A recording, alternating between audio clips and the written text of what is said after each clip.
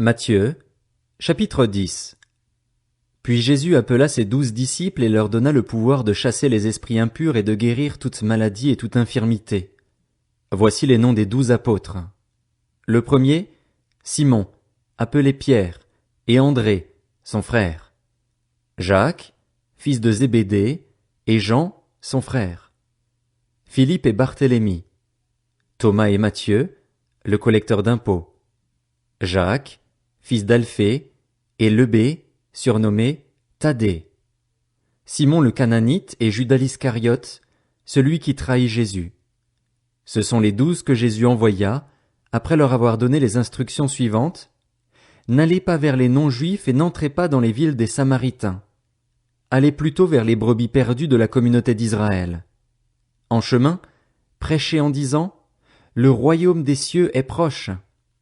Guérissez les malades, ressuscitez les morts, purifiez les lépreux, chassez les démons. Vous avez reçu gratuitement? Donnez gratuitement.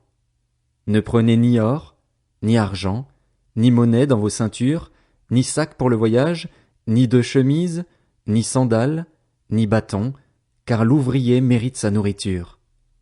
Dans chaque ville ou village où vous arrivez, informez-vous pour savoir qui est digne de vous accueillir et restez chez lui jusqu'à votre départ. En entrant dans la maison, saluez ses habitants et, s'ils en sont dignes, que votre paix vienne sur eux. Mais, s'ils n'en sont pas dignes, que votre paix revienne à vous. Lorsqu'on ne vous accueillera pas et qu'on n'écoutera pas vos paroles, sortez de cette maison ou de cette ville et secouez la poussière de vos pieds. Je vous le dis en vérité, le jour du jugement, le pays de Sodome et de Gomorrhe sera traité moins sévèrement que cette ville-là. Voici que je vous envoie comme des brebis au milieu des loups.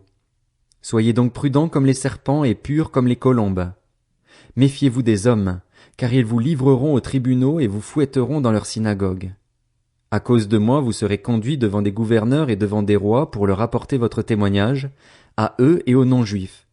Mais, quand on vous fera arrêter, ne vous inquiétez ni de la manière dont vous parlerez ni de ce que vous direz. Ce que vous aurez à dire vous sera donné au moment même. En effet, ce n'est pas vous qui parlerez, c'est l'Esprit de votre Père qui parlera en vous. Le frère livrera son frère à la mort et le père son enfant. Les enfants se soulèveront contre leurs parents et les feront mourir. Vous serez détestés de tous à cause de mon nom, mais celui qui persévérera jusqu'à la fin sera sauvé. Quand on vous persécutera dans une ville, fuyez dans une autre.